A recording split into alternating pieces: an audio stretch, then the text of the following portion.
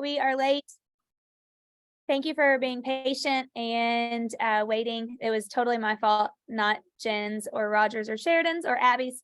So thanks for being on today. I'm super excited about the panel that we have, and we're going to go kind of quickly. I'm hoping that I can hit all the questions that we have prepared, but I have three amazing agents, realtors here to share today on listings. They all do a phenomenal job with listings. I think they all have a unique and special way of doing things.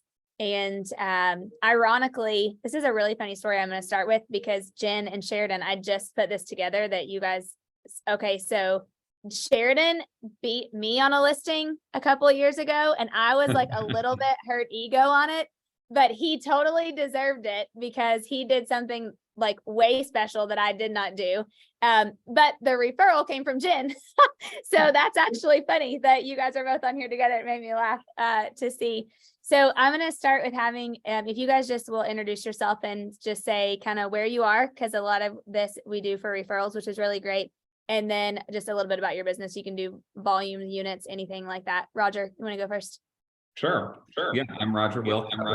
Wilk Group, and I am in Columbus, Ohio. I have an IMAO called Keller Williams Urban Living. We focus on the urban markets here downtown. I have a team of 7 agents and do somewhere in like the 65 million-ish range last year. Awesome. Great. Jen? My name is Jen McConnell. I am in Charleston, South Carolina. My office is actually on Isle of Palms, so little island just east of downtown. I own the brokerage, McConnell Real Estate Partners, and I'm the broker in charge here. We have 6 agents, and I did 45 million last year. Awesome. And she has the best wallpaper. Yeah, I love it. Sheridan. Hey there, Sheridan Sims. We operate out of Central Kentucky. Home base is Lexington, Kentucky. We've got the Catalyst Group as our team, 6 agents in production. Been doing it for, I guess, coming up on 10 years now. Did right at 30 million in volume. Yeah, Dana, you remember me from being a pester middle school kid when I was your younger brother's age. So I'm glad you don't pick on me. But no, I'm here in Central Kentucky. Like Dana mentioned, we love referrals. We've worked with folks from all over the country, so we'd be honored to take care of yours. Sheridan and my brother were really good friends growing up. So now I'm like, y'all are adults, just little adults now.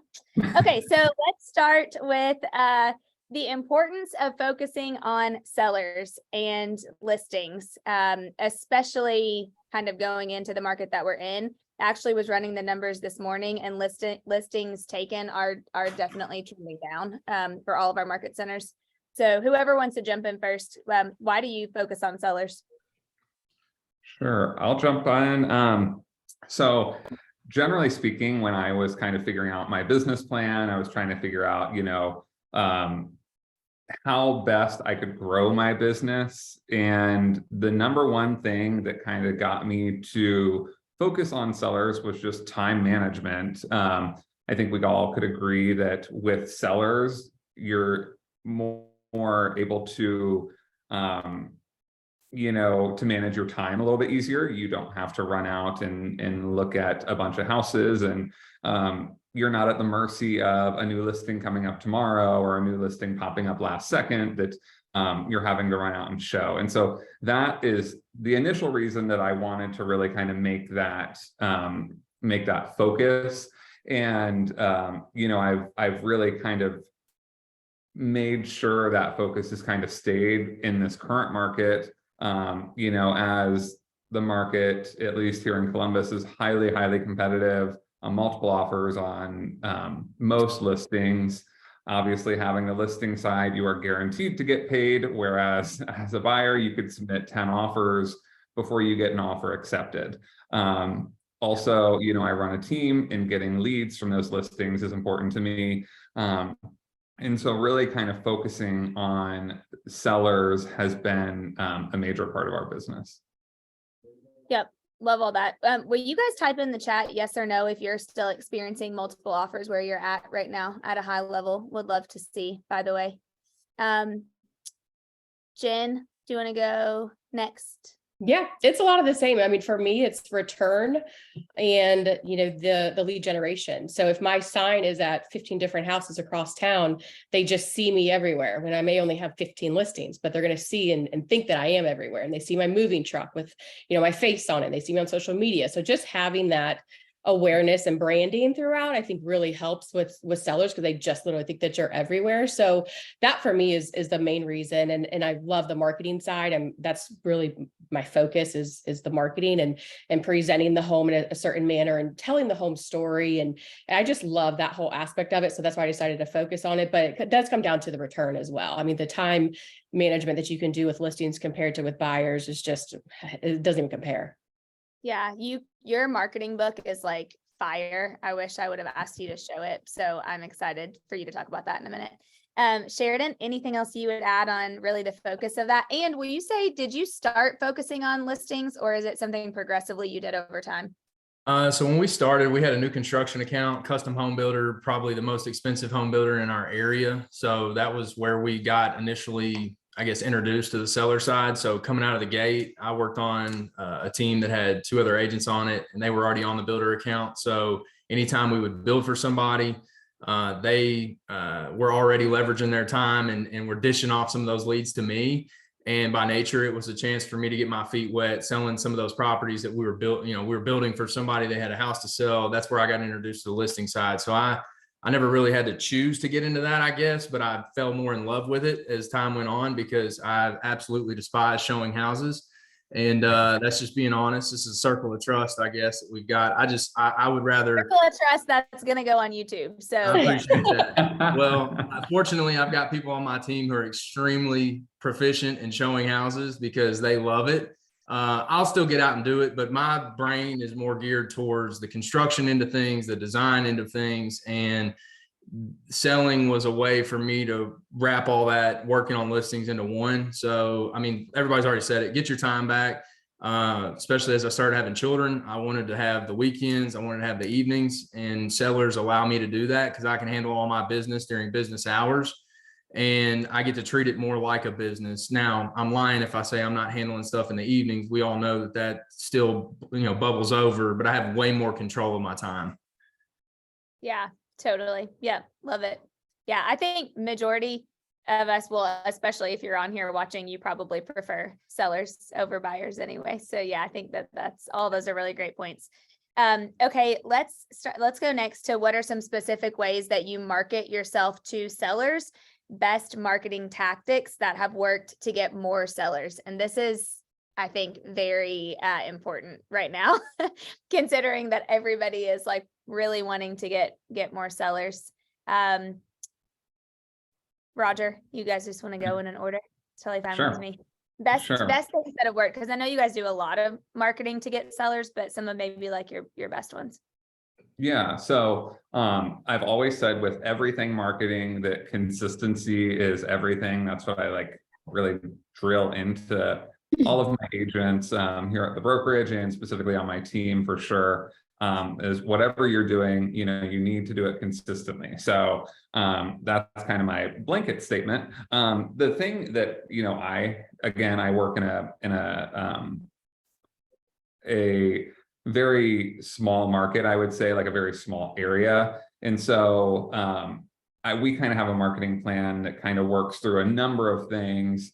Again, just staying really consistent with everything that we do, but honestly, just showing, people in the area that we are the local experts in that area. Again, I work in a small area, so just having, providing value, whether it be through our print marketing, through, the events and stuff that we do for the people in our area in different things, just really showing that we are the local expert and that we are the obvious choice for the listing. And again, specific marketing things that we do, our market update postcards. Obviously, we're doing social media things as well. We're doing events, things like that. I live and spend time in the areas that I'm selling, so I'm making sure I'm out there, and making building relationships with other people. You know, a lot of my business is specifically high-rise condos in high-end buildings. Yeah, And I was so, gonna say, I was gonna share that with everybody because some people obviously probably don't know, but Roger lives in a condo, a high-rise condo downtown Columbus. And what percentage, do you know what percentage of your business comes from there? my personal business, like 70% comes from the building itself. Yeah. So, So big. yeah, last year I did 26 transactions in the building for about 34 million. Yeah, so it was a big chunk.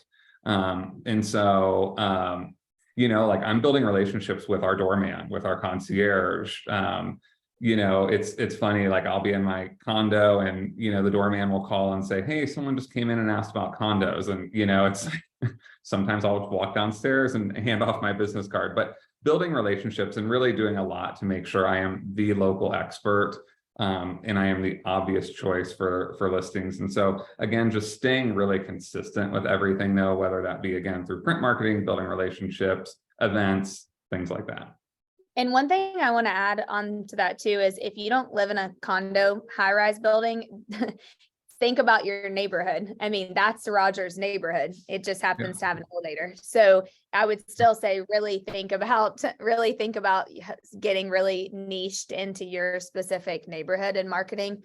And I don't know if you Sheridan or Jen, you were going to talk about that, but Roger's done probably the best job of any agent that I've worked with when it comes to really niching into his specific area. I mean, that's a lot of business from where you live.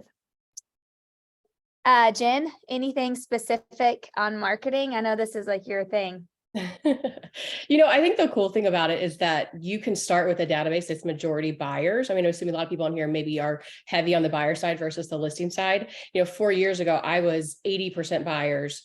And now I'm, 80% sellers. And that changes only because I really honed in on who I already had in my database and I focus on them. And like Roger was saying, we're doing those touches that are very intentional. I know that I have to reach my millennials different than I need to reach my empty nesters. They want to do a different event than my millennials and the families. We want a different event for them. So really just being intentional with your touches to your current database, it's going to lead to that seller, that heavy seller side for the transaction. So that for me is huge, just like it is for Roger, it sounds like. I mean, we are doubling down on events, honestly. We had a luau last month on the beach.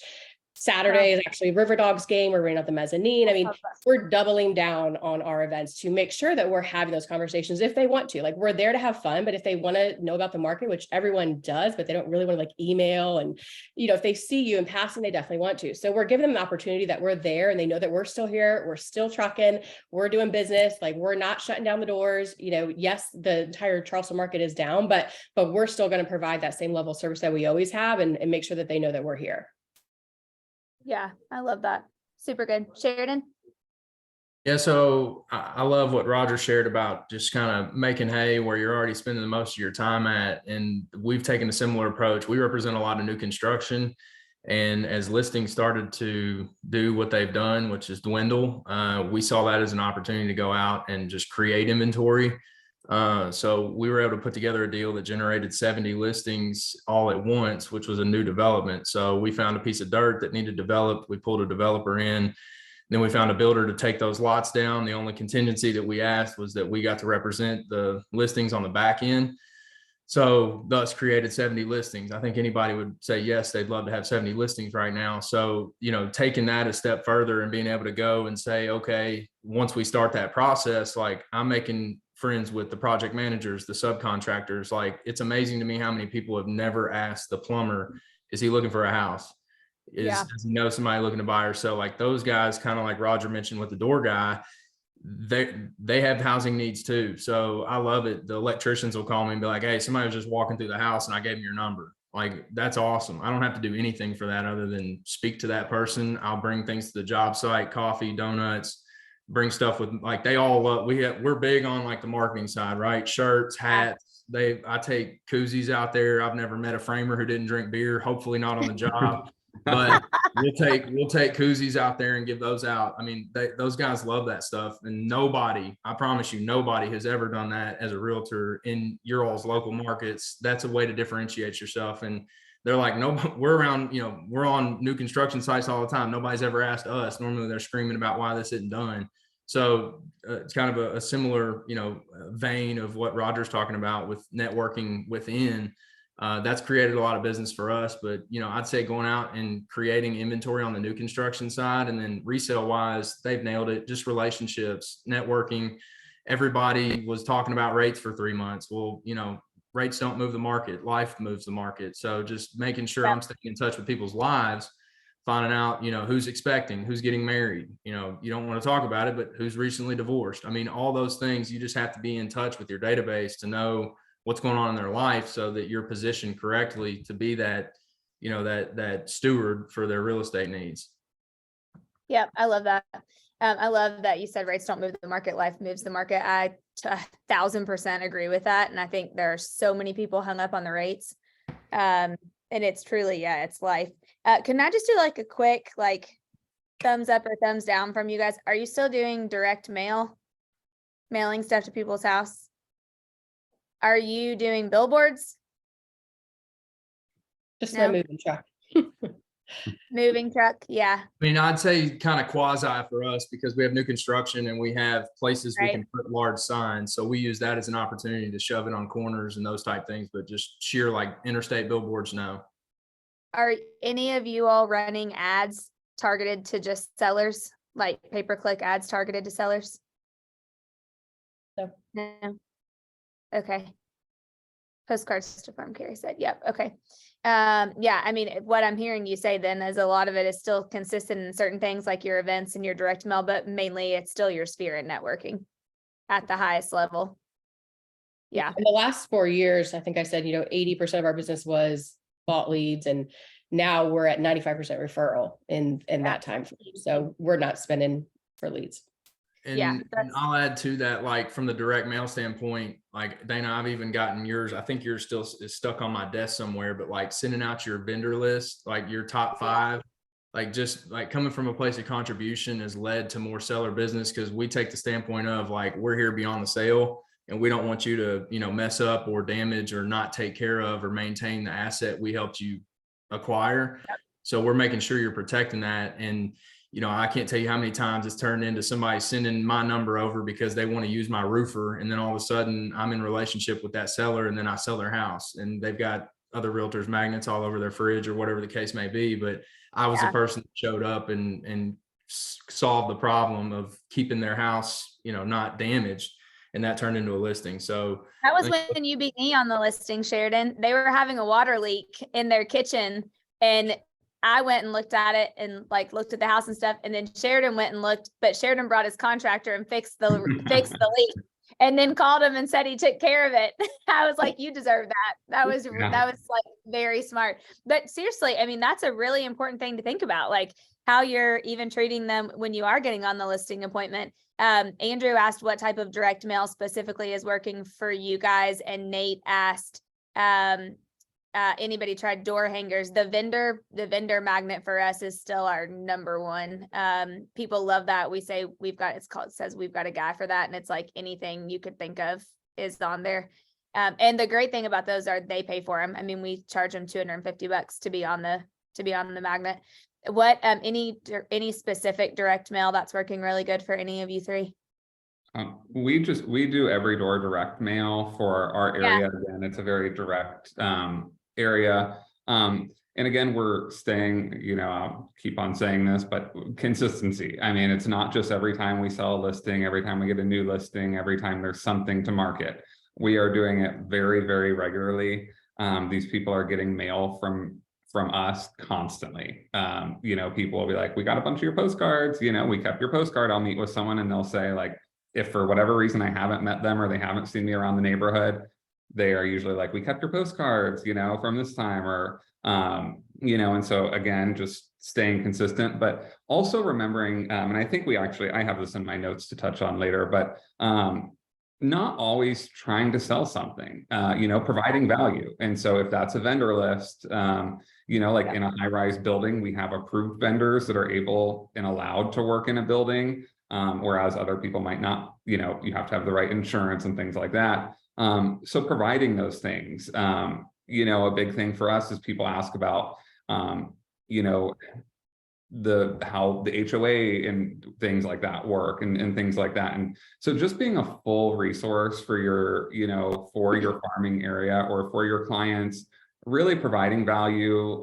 We do the just sold postcards, we do the new listed postcards, we do all that stuff, but we also, and we do the market update postcards and things like that. But again, doing things that are not salesy, I think is important too, and sprinkling those through and providing value, I think is really important. And being there. Just today, someone, sent me an email, a neighbor, they just bought with another agent like 2 months ago, and they're just asking me about, the purchasing process for storage units in the building, so they've already sought me out to contact me about this, versus reaching out to their own agent. And so just being a resource in a number of ways, in any way that you can. And so really, again, being the local expert, you have to know these things to be able to then provide that value to people. Yep. Love that. Yep. Okay, let's see. Let's move on to, okay, what about some of your best tactical ways that you are marketing your listings, like to get them sold, which is kind of right now. I mean, are you all doing anything different? Is anybody back? Are you all back to staging at all? Are they just still flying, so you aren't having to do a lot of marketing? Or let's talk about that. So the urban market has never been, it is, quicker than it's been, but it is not the suburban market where you get 20 offers in 3 days and you're choosing from these insane offers. Like the average price point of these urban markets are a bit higher, close to 800,000. They are moving, generally speaking, quickly as in a week to a couple of weeks. But it's not overnight like it is in some of the suburbs. So we are doing everything. We are doing staging, we're doing video, we're doing obviously great photography, and we're really pushing those out. And I would suggest any agent, whether this is, a home is going to sell overnight or not, to be treating every listing that way. When the market is different, people will remember how you did that. I think it's funny, I see agents, just put a front photo up because they know they don't need interior photos, because the house is going to sell immediately. And I just think all the neighbors are seeing that, and they're seeing you be lazy and cut corners. And if I was, a homeowner and I was looking for a realtor, those would definitely be things that I would, certainly remember as I was making choices in the future, for one of my largest investments. And so we are doing everything that we would generally do. So staging, photography, video, and really, just my last thing on that is know your audience and target appropriately. As Jen mentioned a little bit ago, it's like, you're going to touch your millennials differently than you're going to touch empty nesters. And, most of my clients being generally older, not first-time home buyers buying in a high-end downtown condo, I'm not reaching them on social media. They might see it, but that's not how they're contacting me. And so just knowing your audience and targeting appropriately. Yeah, love that. Jen? I agree with that for sure. And I think one of the things that a lot of agents will get into, they'll say, well, we'll do this type of marketing for this price point, but my luxury client gets this price point. I do the exact same no matter what price point we're in. And that's pretty powerful, especially if you're not in that luxury market. Luxury for me is anything over $1 million. So whether it's a $300,000 condo or a $4 million house, I use exact same photographers, exact same videographers, and I do the same caliber of marketing no matter what price point it is. And that really gets me the listing, because people find that very moving, that like, dang, she's still spending the same amount of money on my $400,000, $700,000 house as she is that $4 million house. And it gets me pretty far. Social media, it does work well. I think it's, again, just more of a branding thing.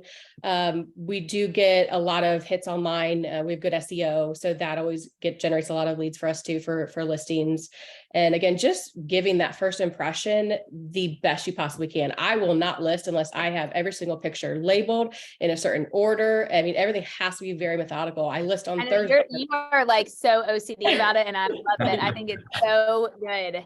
I am. It's Great. sad, but I only list on Thursdays, and I will only do the marketing video 2 days after listing because you need to hit them again after they see the initial. I mean, I'm just very methodical on what I do and stick to that. Once you find what works, just stick to it. And then it's honestly just very, very methodical, and it's easy once you have that path of what you should do and what works. Don't defer from that, and keep on path, and it'll just continue to add value to your business. I love that. Sheridan, I know you're kind of similar. Yeah, very similar. For us, it's treat every listing the same because everybody's always watching. And social media for us, I think, like Jen said, it's more of a tool. It's a marketing agent. I get comments where people will be like, "Oh my gosh, it's gorgeous," which, yeah, sure, that makes everybody feel good. But it ultimately, if you stay consistent with it, turns into direct messages like, "Hey, we really love that house that you had listed back, in the fall. If you can find something like that for us, we would look for it." Right. So like, that's where it can turn into a lead from your work you're already doing for your sellers. So taking that as an opportunity, because like Jen said, if you're doing that for every single listing, you're touching every single spectrum anyways, because your friends list on Facebook is probably indicative of your buyer pool as well. So, I mean, you're able to market to all the way starter entry level prices, all the way to the top, depending on the listings that you're taking. I would say, tactical ways, I guess, to get things sold, like on resale, especially if we know it's going to be crazy. I mean, we take that to our advantage. Like if there's a property that we know there's going to be boots through the door nonstop, I mean, we're throwing it up. It's coming soon. We got our directional signs out for open houses. I mean, we put a minimum of 20 open house signs out, and they are big. I love that y'all do that. I They're love huge. that y'all do that. And they're everywhere. We listed 2 properties on the other end of a large road, and there was 50 signs within like 8 turns of each other. And I had probably 30, 40 text messages from people like, "I don't know what you're selling over there, but there is an absolute metric ton of signs that are out." And, some people don't pull up Zillow. Some people don't pull up, the MLS and find it. Some of them actually follow the signs. So like, we take that to our advantage. But if we know it's going to move, like, there's no pressure like that when that agent's pulling up for that showing on Friday for that. They know there's 3 open houses that weekend and we've got signs littered all over. It's subliminally, telling the buyer, if you're going to make an offer, like, we're putting our best foot forward. So we're going to apply that pressure from all angles to get the top dollar for it. So we started on those listings that we know are going to be, high traffic. We'll go knock the street and just apologize for all the cars and people that are going to be traipsing through their yards. But we offer them to come in an hour before the open house and see it. I love that too. Well, especially because some of ours are flips, right? And they're curious, like they've seen all these contractors out. They want to know what's happened inside. And we're like, "Hey, you can come in." And we're asking every single person, "Do you know somebody who wants to move over here? Like, we're going live this evening. You're welcome to stick around for the main open house. Shoot them a link to the listing, but we wanted you to see it first."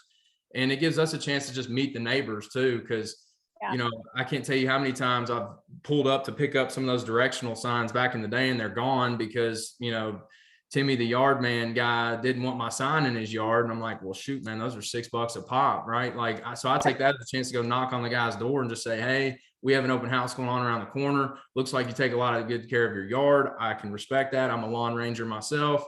I just want to make sure you're okay with me putting this sign in your yard." And they're like, "Man, you know what? There's been a lot of houses sold over here. Nobody's ever asked me. I appreciate that." And I just give them my card. "Hey, if you have any problems or if you ever need anything real estate related, I'd love for you to give me a call. We take care of you the same way we're taking care of Mr. Seller down the street."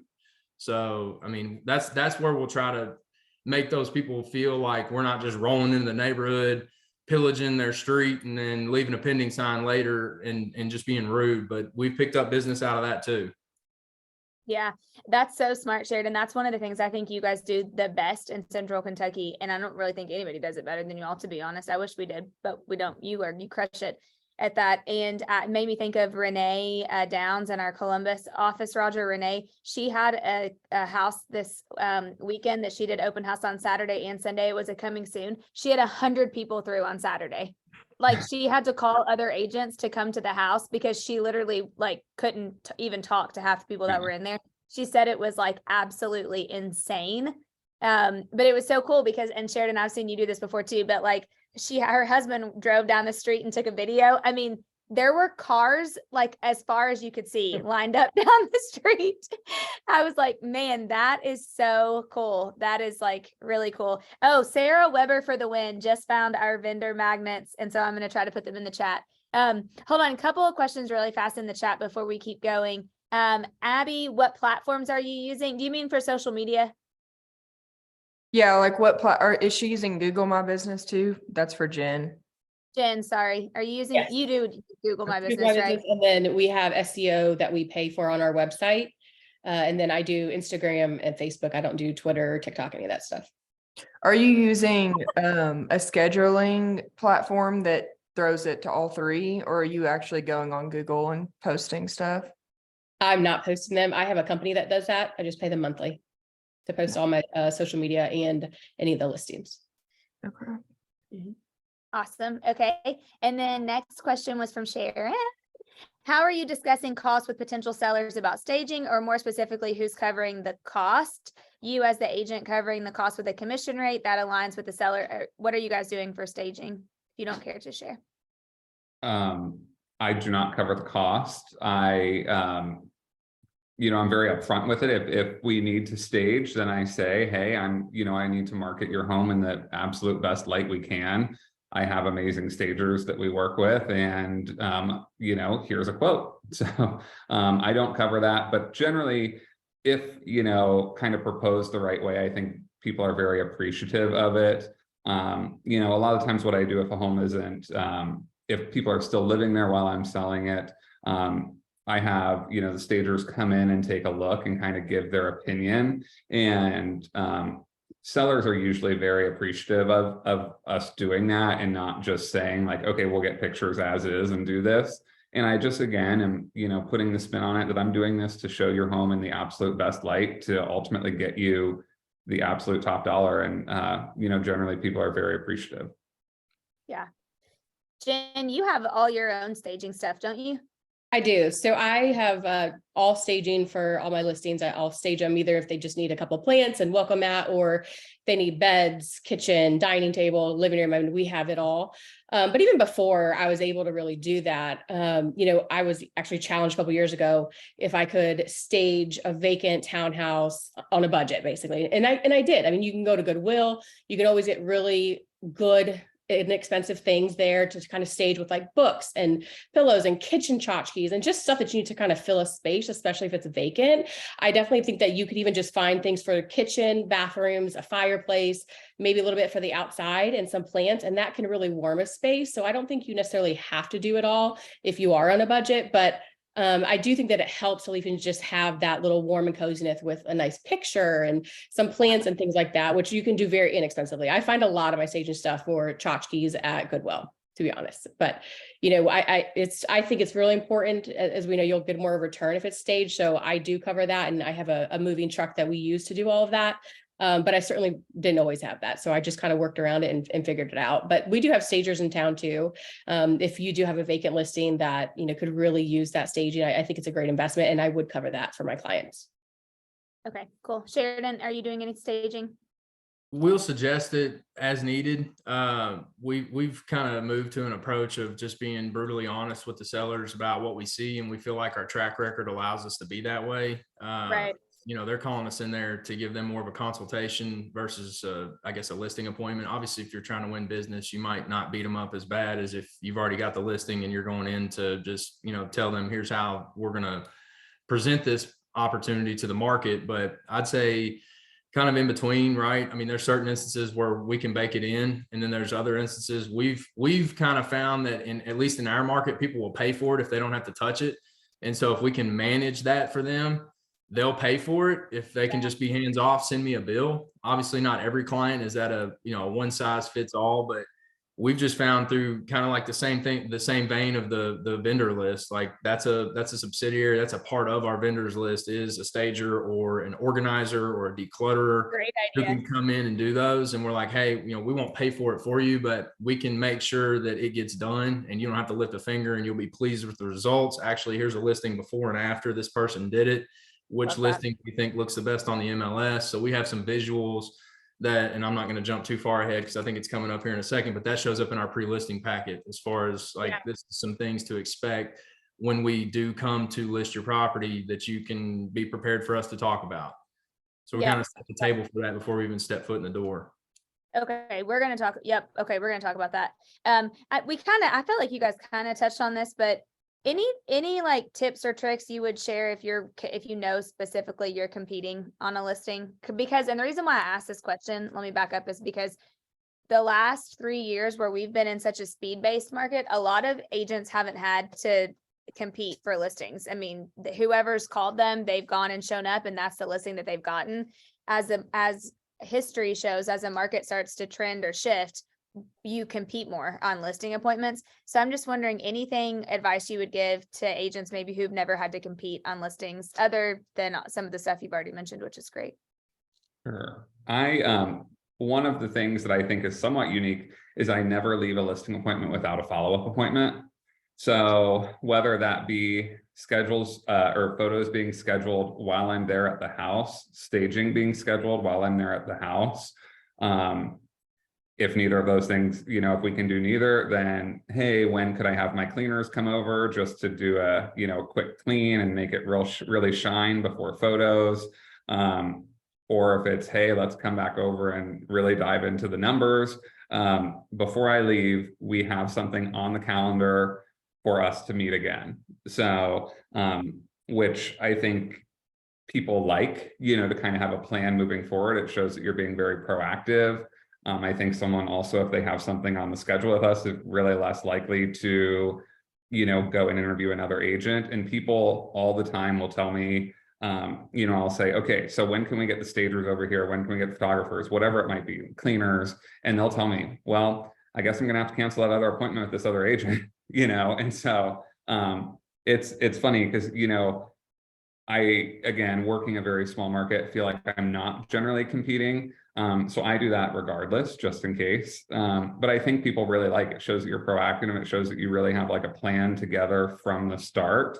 And so that's been something that I've always thought has really helped. And so that's something that I do with every single appointment I go on.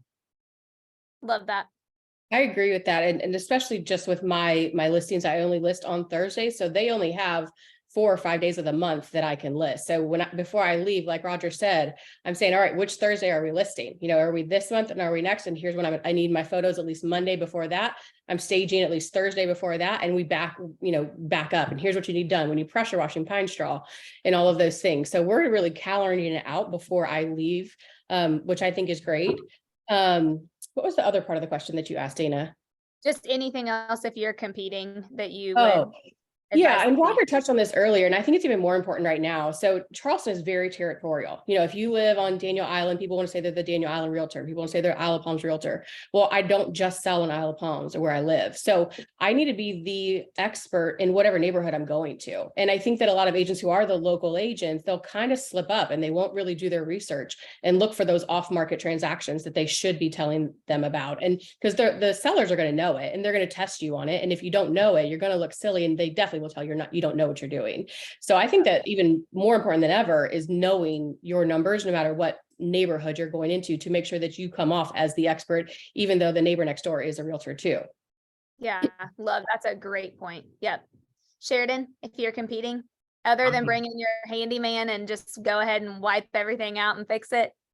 I would double down on what Jen said, just knowing those numbers, knowing like being that expert. And then we've taken an approach, as we started to, let's say, back out of that speed-based market, of just getting back into like a thorough needs analysis, like making it about that person we're meeting with and not about us. Cause by the time we're hitting that door, we're there for a reason. Like they understand we're there to sell their house. And so we've kind of backtracked on telling them all the great things we'll do for them, but more so about like, what do they need? Because chances are like their view of the market is what their friends told them when they had to do ABC and it was nuts and this is how it had to happen and blah, blah, blah. And like, we've just gone straight to the beginning, and it's like, we're doing a thorough needs analysis on like, what will their move consist of cradle to grave? And if we make that experience, like if I'm not going to walk out of there without at least having had a very good conversation about what it's going to take for them to make this move, because you all know as well as I do right now, especially with the captive market and low inventory, it's not so much about me selling their house. It's where in the heck are they going? How are they getting there? Like, what does that transition look like? And so if I can create a roadmap from, you know, cradle to grave of like, by the time we walk out of here, not only do we have the next appointment, but here's how you're going to be in that next house, or here's how you're going to be relocated. We're going ahead and just making it about them and just showing it. It's like, we want to make sure we take as much of this stuff off your plate and we carve out this path, because it is going to be, you know, it is going to be mayhem in certain cases where you are a, you know, a guest in your own home for a period of time. And then you have to figure out like, what's my financing look like on the back end? So that's where we've taken the chance to really start from scratch with these people, build that trust. And by the time we're walking out, usually they've either rescheduled or canceled their other appointment, and we've got an agreement signed, and we're going ahead and, you know, they're getting calendar invitations for pictures and all those type things. So I would say definitely, I love that Roger sets that appointment. I love that Jen goes ahead and plans for that, because it's not that you're assuming the sale, like we're not going in there cocky guns blazing, but if you're just, you know, I'm almost naive to the fact that there's somebody else in the equation. Like, yes, it's just me. Now I'm focused on you. Like I think too many times I saw somebody put in the chat, what would you say for a new agent? Like if you're a new agent going on a competitive listing appointment,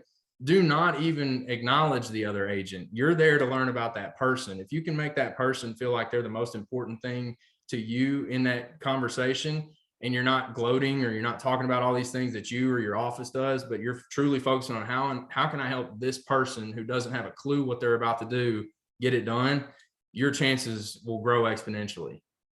Yep, love that. I'm typing a quote in the chat. It's one of my favorite things John Maxwell's ever taught me.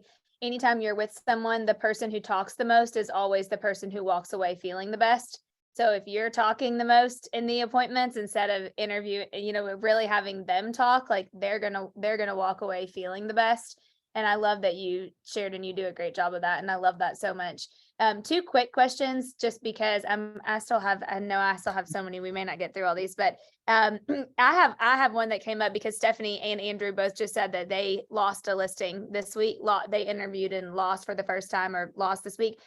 Do any of you all, all 3 of you are probably like, I can't even think of the last time I lost a listing. Do you, or would you call to find out why? I'm just curious. Absolutely. Yeah. Feedback's Okay. the breakfast of champions. Yep, I never agree. have, but that's a good idea. Yeah, Sheridan, what would you say? I would just say, hey, I take this. This is my lifeblood. Like I take this extremely seriously, and I appreciate coaching. I actually have a professional coach that I pay to tell me how to get better. So I'm going to treat you as that person. I would just love to know what may have created a scenario that you decided to go in a different direction, just so that way, if there's anything I can get better from, I'm paying attention to that. Yeah. Yeah, I love that. Jen, anything you'd add to that? Same. I mean, just, you know, I'm so excited for y'all, and, you know, I don't work with all sellers. Not all sellers want to work with me. And I think you just acknowledge that. Like, I'm so excited for y'all. Best wishes. Is there anything that I can do better in the future, or any feedback that you can give me? I mean, I think that that's so helpful to know. So Yeah, always. I totally agree. Totally agree. And they will respect that big time. And if they don't, then that probably wasn't the right fit anyways. You got the answer that you needed to, but like, it's extremely hard as a new agent. I know the 4 of us have the benefit of having done this for a minute, but it's extremely empowering to be able to walk away from a piece of business, because we've also not taken listings. Like we've met with people and just been like, this is not the right fit. I can refer you to somebody in my office that I think may be a better fit. And I've had some agents look at me crazy. Like, what do you mean in a market where there's no listings, you don't want to take it? Like, no, like that's going to take me so far away from people that need me versus the people who are going to treat me like, you know, I'm, you know, a rented, you know, pack mule or something. Like I got better things to do. And so I think truthfully, like just making it one of those things, like Jen said, like not all sellers are for me, and I'm not all for all sellers, but if you do feel like it's something you could get better from, or maybe you had a misstep during your all's conversation, absolutely give me that all day, because you will never forget, like you will never forget that piece of it. I'll promise you that. Yeah, I love that. Totally agree. And then I know we can't talk deep into this, but Dion asked a really great question. Are you all getting pushback on commissions right now, or is everybody kind of like, that's the value you offer? Because I believe very strongly when you can show the value. I'm not, Yeah. I'm not a discount broker. There are those out there, but I'm not those, and you're not gonna get what I give you. So no, I don't Yeah. discount. Yeah. But, I feel like that's generally one of the last things we touch on, and most people do not ask twice, don't say a single thing after I tell them the commission. I've proved my value, and I've kind of shown what I'm going to do for them. And it's rare that I get any pushback on commission, but I've stayed firm with that. Yeah. In Okay. the instances we have, I mean, those people will show up. We give them references like, hey, call these 3 folks, Yep. and or we'll give them a list. Here's 10. You pick the 3. I don't care. That's a great idea. You call whoever you want, and you ask them if they would pay what they paid us again. And Again, yeah. that's happened 2 or 3 times, and they've actually called them and they've been like, look, like, he might be a little too blunt at times, but I'd pay him double if he did it again. I mean, and that's just, speaking the value, having somebody else do it for you. Yep. Yeah, I think that's an awesome idea. I love that. Really great idea. Yep.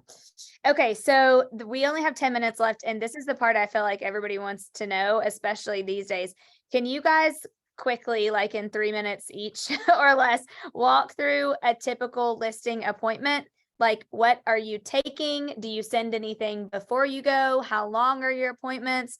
What do you do when you're there? And then kind of after. Sure. So generally I'm just, I'm going there.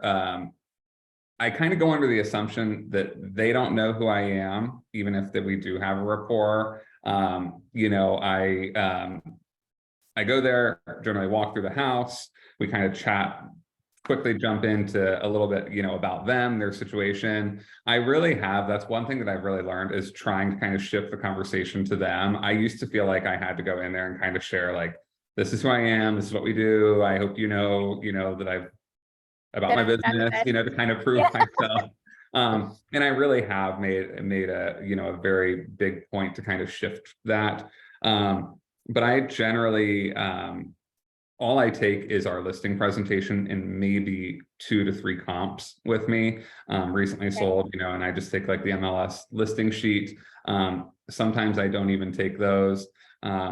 And I just have a very, casual kind of conversation. I don't really go through the listing presentation much. I touch on it. I say, hey, I'm going to leave this with you. If you have any questions, please let me know. And I kind of go through the general process of how this works, and kind of the process that they're going to go through if they list with me. And then again, before I leave, I'm tying up a conversation there, or with an appointment there. I'm ending with having something on the books, to kind of not, being assuming, but to, get the ball rolling. So mine are, I would say somewhat casual. And I really try to have just a conversation and kind of feel out what their needs are, and kind of cater the conversation to that, and like, I would love to say I go in with like this exact plan every time, but everyone's walked into an appointment where someone, and your whole plan has gone to, you're like, okay, never mind. Like, they have their own plan in mind, or maybe they want to show you something, or, just jump right into the numbers or whatever, and so I kind of depends on like their profile, like whether they're kind of a DIS or C, how they want it to go. Absolutely. Yeah. And so I kind of just feel it out, but I always take a listing presentation with me, and I ask, what's the reason for your move? Again, I end with having an appointment set. How long would you say you're in their house? Some people are chatters, and if they are, I'll let them chat. But I try to say like 45 minutes is about normal. Occasionally, you will get a chatter, or if, you kind of just like connect with someone and you just start randomly chatting. A lot of my clients are neighbors. They've seen me with the dogs or something. And so it will turn into a long conversation, but 45 minutes is generally my target. If I'm able to just go in there, have the conversations that I'm trying to have, give my kind of spiel, and get out, then it's about 45 minutes. Okay. Awesome. Perfect. Okay, Jen. I go in and I am there to really learn their story. I want to know about their home. I'm the one who's going to tell the story of their home. So I really put it in their hands, and I have them show me their home room by room, updates they've done, what they love about it, what they don't love about it. And I'm really just there to ask questions and learn more about them. Like Dana said earlier about the John Maxwell code, the one who talks, more feels better about how the conversation went. And that's really my goal when I'm there. I don't really get into anything until the end as far as anything about me or my listing. I give them a hardbound book. So I bind these myself. And this has everything in here This from. thing is nice, you guys, like very, very nice. Thank you. So I just have, all my info about me, our mission. We have a nonprofit. I have that in there. Every commission that we do, we donate a portion to pediatric cancer research. So that's heavy in here too. But then our marketing is in here as well. I don't really go over any of that stuff. Just like Roger, I say, I'm going to leave this with you. But in this book also, I have their comps, and I have it in a nice format. It's not from the MLS, and we'll go over those, and I rank them from most comparable to least. And I'll tell them, this is where we're ranging.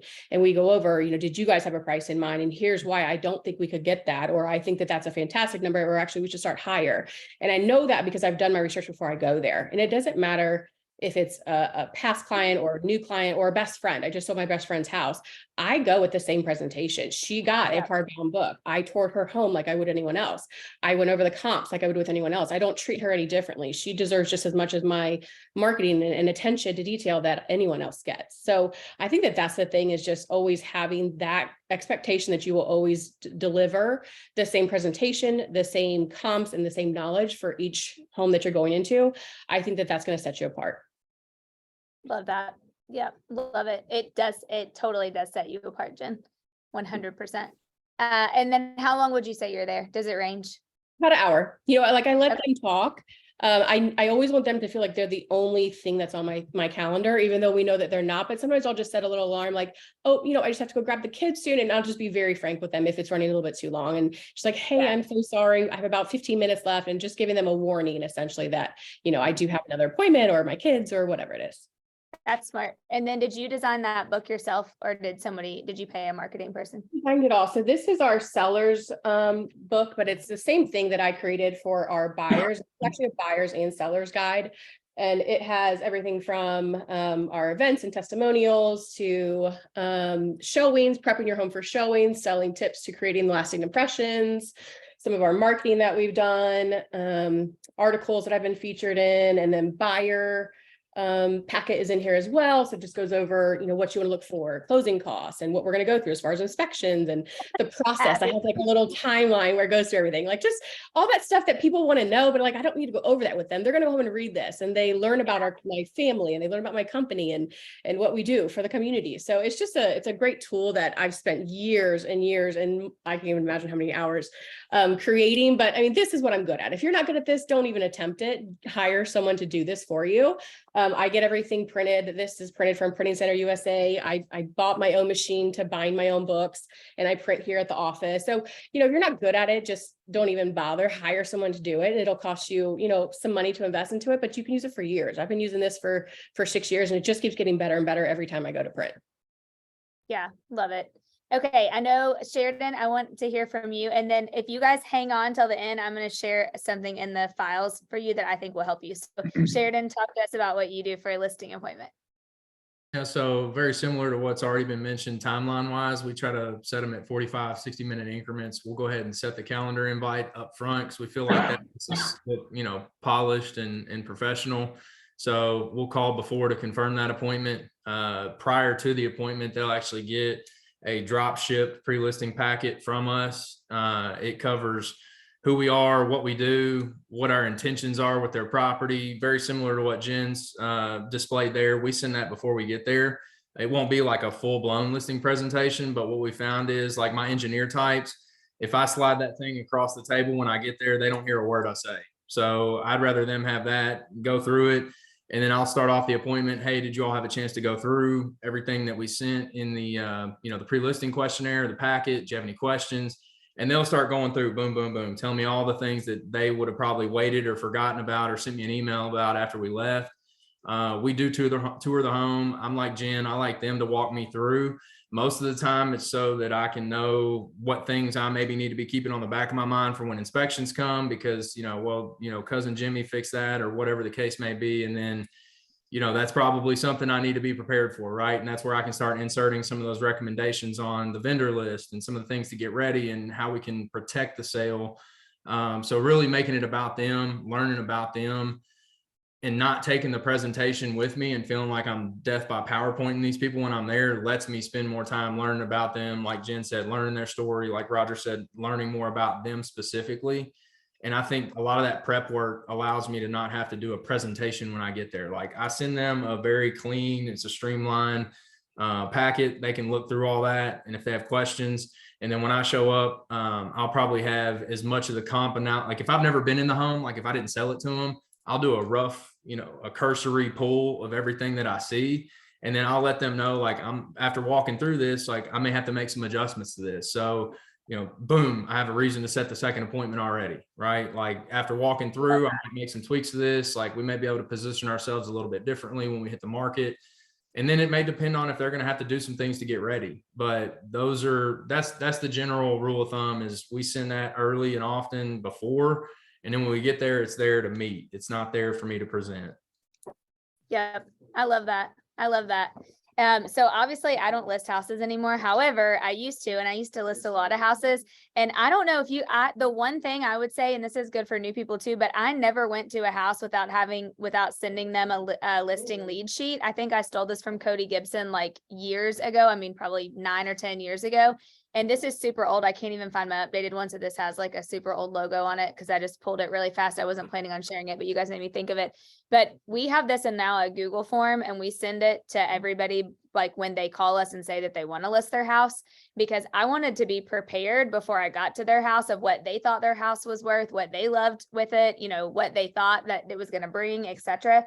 So I actually never went into a seller's house without them filling out this form first and sending it back so that I could be really prepared. Some of you like, oh geez, Stephanie, I'm sure you've probably seen this. But if you moving into a shifting market, I would strongly encourage you to come up with some sort of pre-listing lead sheet that you can send them to get them to fill it out. And also it does tell you like their motivation and strategically, those questions on there are in a specific order from like a psychology perspective. I don't remember. I learned this in this class that I took. That I got it from him. But when you're competing and you're going into a shifting market, the more that you can know before you walk into their home, the more solid of a chance that you're going to have to get the listing. And so if you're competing, I really strongly believe in these. So I just happened to find that old one and wanted to share it with you guys.